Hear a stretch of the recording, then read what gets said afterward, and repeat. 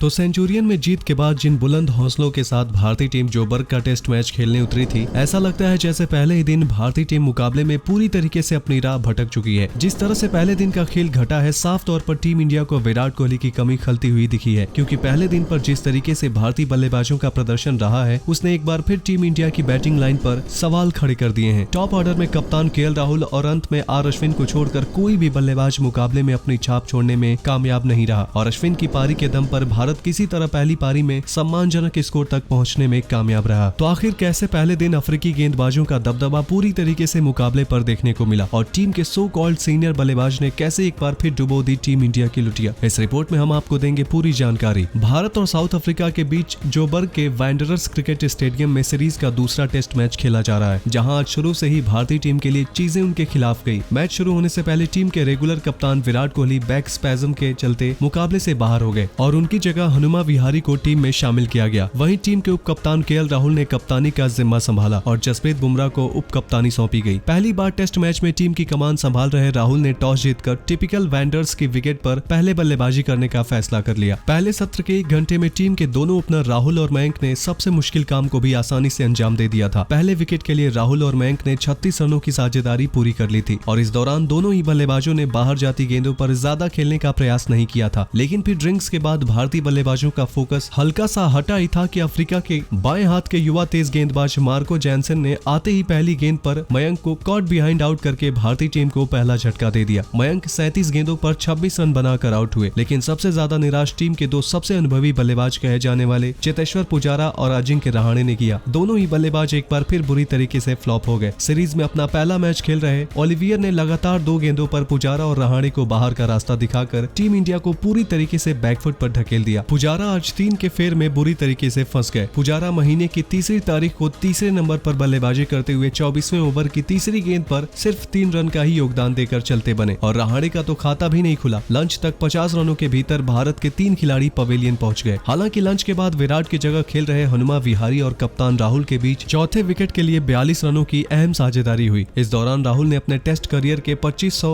Run के landmark को भी छुआ और लगा जैसे कि भारतीय टीम की गाड़ी पटरी पर वापस लौट रही है। लेकिन कगिसो रबाडा ने विहारी को 20 रन के निजी स्कोर पर चलता करके सभी की उम्मीदों पर पानी फेर दिया। हालांकि केएल राहुल काफी शानदार लय में बल्लेबाजी कर रहे थे और उन्होंने इस मुकाबले में भी अपनी हाफ सेंचुरी पूरी कर ली, लेकिन इससे पहले वो अपनी पारी को शतक में तब्दील कर पाते युवा मार्को जैनसन के एक शॉर्ट पिच गेंद डालकर राहुल को पुल शॉट खेलने पर मजबूर कर दिया। राहुल की टाइमिंग चूकी और इसी के साथ 116 रन पर आधी भारतीय टीम पवेलियन पहुंच गई। हालांकि फिर नए बल्लेबाज पंत और अश्विन की जोड़ी ने थोड़ी देर के लिए भारतीय फैंस को राहत जरूर दी। दोनों के बीच छठे विकेट के लिए 40 रनों की अहम साझेदारी हुई, लेकिन इससे पहले ये साझेदारी और बड़ी होती। एक बार फिर मार्को जॉनसन ने पंत को पवेलियन भेजकर फैंस की बची खुची उम्मीदों पर गहरा वार किया। पंत 43 गेंदों में 17 रन बनाकर आउट हुए। 157 के स्कोर पर भारत को 7वां झटका भी लग गया। ओलिवियर ने ठाकुर को शून्य पर पवेलियन भेजकर भारत की पूरी बल्लेबाजी क्रम को बिखेर दिया, लेकिन इसके बाद आर अश्विन ने मोर्चा संभाला और अंत में ताबड़तोड़ अंदाज में चौके जड़ने शुरू कर दिए। इसी बीच शमी ने भी आकर ओलिवियर के गेंद पर शानदार चौका लगाया, लेकिन अगले ओवर में रबाडा की गेंद पर शमी 9 रन के नीचे स्कोर पर कॉट एंड बोल्ड हो गए और 185 पर भारत को 8वां झटका लग गया। वहीं दूसरे छोर पर खड़े अश्विन ने ताबड़तोड़ अंदाज से 50 गेंदों पर 6 चौके की बदौलत 46 रन बनाए, लेकिन 61वें ओवर में मार्को जैनसन ने अश्विन की पारी खत्म करके भारत की आखिरी उम्मीद भी समाप्त कर दी। 187 पर टीम इंडिया की आखिरी जोड़ी बल्लेबाजी कर रही थी और ऐसा लगा जैसे भारत 200 के भीतर ही सिमट जाएगा, लेकिन 10वें नंबर पर बल्लेबाजी करने आए जसप्रीत बुमराह ने एक ही ओवर में सभी को अपनी बल्लेबाजी से इंप्रेस कर दिया। 62वें ओवर में बुमराह ने कगिसो रबाडा की 2 गेंदों पर शानदार 2 चौके और 1 गेंद पर जबरदस्त छक्का जड़कर न केवल ओवर से 14 रन बटोरे बल्कि टीम इंडिया का स्कोर 200 के पार भी पहुंचा दिया। हालांकि इसके बाद रबाडा ने अगले ही ओवर में वापसी करते हुए दूसरे बल्लेबाज मोहम्मद सिराज को आउट करके भारतीय टीम की पारी 63.1 ओवर में 202 रनों पर ही समेट दी, जहां टीम इंडिया के लिए राहुल ने 50 और अश्विन ने 46 रन बनाए। वहीं साउथ अफ्रीका के लिए युवा मार्को यानसेन ने 4 विकेट तो वहीं रबाडा और ओलिवर ने 3-3 विकेट झटके। अब यहां से एक बार फिर दारोमदार गेंदबाजों पर आ गया है। देखना दिलचस्प होगा क्या भारतीय गेंदबाज तीसरे सत्र के अंतिम कुछ पलों में शुरुआती विकेट निकालकर भारत की मैच में वापसी करवाने में सफल होते हैं या नहीं। ऐसे में आप सभी को क्या लगता है, क्या यहाँ से टीम इंडिया मुकाबले में वापसी कर सकती है या नहीं? अपनी राय हमें नीचे कमेंट बॉक्स में कमेंट करके जरूर बताइए और ऐसे ही शानदार खबरों के लिए सब्सक्राइब करिए हमारे YouTube channel cricket in India को। वीडियो अच्छी लगी हो तो इसे लाइक करें, शेयर करें और बेल आइकन को दबाना बिल्कुल ना भूलें।